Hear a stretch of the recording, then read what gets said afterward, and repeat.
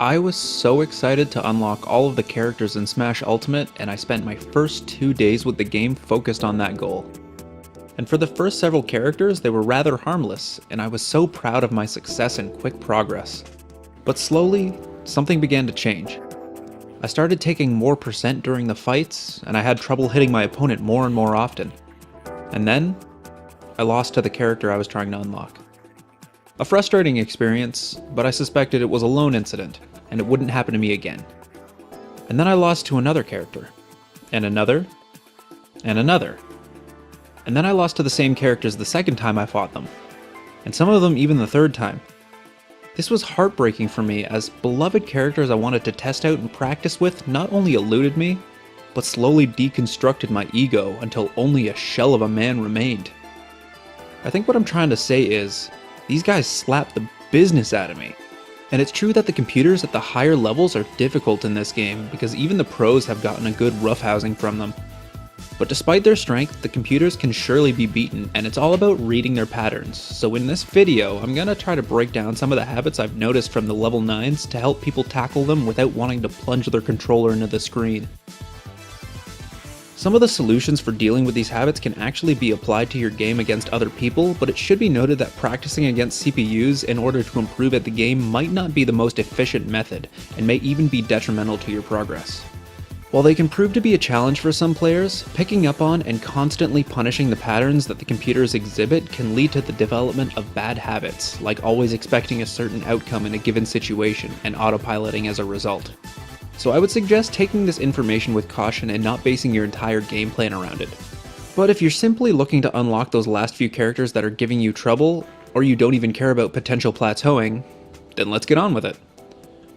The first habit of the computers that can often be exploited is air dodging when you approach them in a juggle situation. If you have them above you and you go for a follow-up that isn't a true combo, they will typically air dodge to avoid your attack, and probably leave you at a disadvantage in terms of end lag and positioning. To get around this, you can jump at the computer without attacking, baiting out the air dodge without heavy commitment. This gives you the opportunity to freely punish if you position yourself well. If you're looking to continue the juggle, make sure you stay under them until you attack, as sometimes they try to air dodge through you to avoid you. They also like to air dodge onto the platforms when they're close enough, which is more difficult to punish, which is why you should jump at them to force the air dodge early. Next, the CPUs love to go deep off stage and babysit your recovery.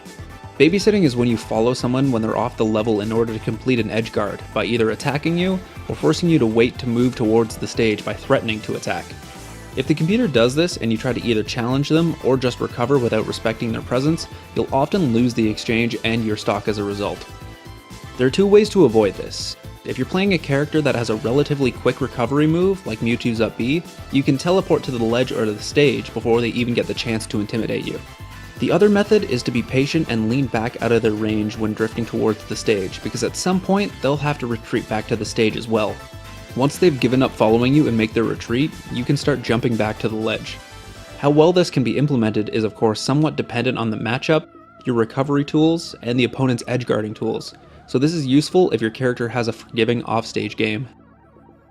This next one is one that can definitely be applied in your general game plan against humans, as I find is one of the bigger beginner mistakes and one I find myself making when I'm flustered. If you're being juggled by an opponent, challenging them by throwing out a hitbox can work in some situations, but it usually just leads to getting hit again and keeping you at a disadvantage. In these cases, it's usually safer to just try to escape the combo through movement options, rather than through brute force.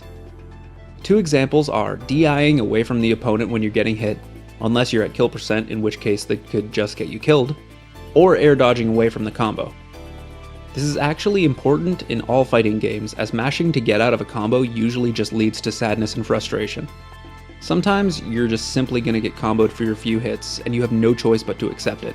But it's important to recognize when the true combo is over and what options you have to get out of the potential follow-ups.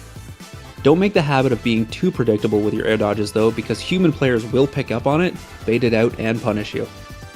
A quick tip in a similar vein to the last point is that the computers have impeccable timing when it comes to denying your recovery with an attack from the edge of the stage.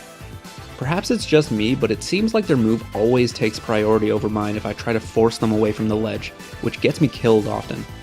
With this in mind, try not to challenge the CPUs when trying to reach the ledge, and opt for a safer option like an up B or an air dodge, as you're more likely to live by playing it safe in this situation. Another thing that the computers are really good at in this game is the new parry mechanic. Even when you think you have the opportunity to strike, they'll often parry your attack and counterattack pretty consistently. This seems to happen a lot when they're caught on a platform, so be careful not to use moves that leave you in a lot of end lag, and space your attacks well. But the best solution I've found is to use multi-hitting attacks when you think they might have the opportunity to parry, like Pikachu's Nair. The computer will often parry the first hit but get caught by the rest of the attack. This isn't always the case, like when they managed to parry every hit of my Palutena's Explosive Flame, and I honestly have no answer for that kind of nonsense. The next thing that computers often do happens both when they are on the ground and on the ledge. I find myself trying to read the option they choose to escape, and I throw at a hitbox, but it usually just leads to them reacting to it and avoiding my attack through their action. This is especially bad if you end up using something that's highly committal, like a forward smash at the ledge, as it leaves you vulnerable long enough for the computers to retaliate. Patience is again your friend, because they need to choose an action sooner or later, at which point you can try reacting, which is the low risk, low reward option, but at the very least doesn't leave you open for counterattack. The next one is less consistent than the others, but I've been beaten by it enough times to mention it. When using some sort of aerial on your shield, the computer likes to cross you up, landing on your backside in order to avoid getting shield grabbed. This cross-up technique is something you can actually implement in your own game to really take advantage of some players. The solution is to simply break your shield grabbing habit, because having your opponent behind you while whiffing a grab is a rough spot to be in. Rolling can be a safer alternative as long as it isn't spammed, because it is reactable. Some characters even have the benefit of being able to use attacks that create hitboxes on either side of them rather quickly out of shield, and more options is always nice. The last habit I'll look at is the spamming of projectiles by characters like Pichu or the Belmonts. These can feel really oppressive and make approaching an absolute mission, but this does provide the benefit of practicing navigating through them. Again, patience is a virtue, as forcing your way often leaves you vulnerable. Practice slowly weaving your way closer to the enemy while not being too anxious and overextending into the range of their stronger attacks. The goal is to either push them to the ledge, giving them little room to move around in, or to bait out an attack with a longer amount of hits done. There is another way of dealing with the projectiles that makes the experience feel much less grueling, and that's parrying them. This is an opportunity to practice the new mechanic, understand the timing, and how you can act after a successful parry. What you want to do is react to the projectile tossing animation by throwing up a shield, and then releasing it the moment before the projectile hits you. This makes movement feel more fluid, and getting used to the timing will make it easier to implement when faced with other attacks. And that about does it for my tips on beating these CPUs in Ultimate.